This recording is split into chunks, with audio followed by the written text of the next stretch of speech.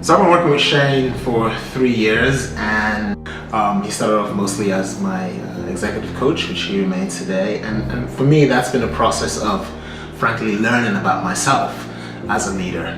That's just made a huge difference to the way I personally show up and interact with the people I work with.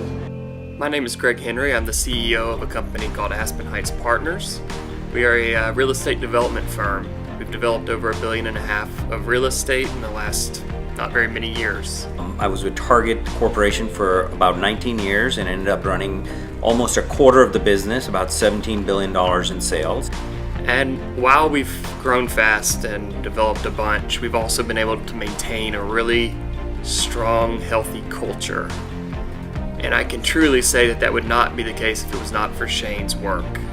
Having a strong culture and how we relate to one another has been a huge driver in both profit and also enjoyment. Shane brings a ton of value to our business in multiple ways. He's a great executive coach, and probably most importantly, he really helped us build out our values and our vision, which obviously has rolled directly to the bottom line. All the things that help the system run more smoothly, Shane has been very, very influential in, and has really helped us have tremendous success.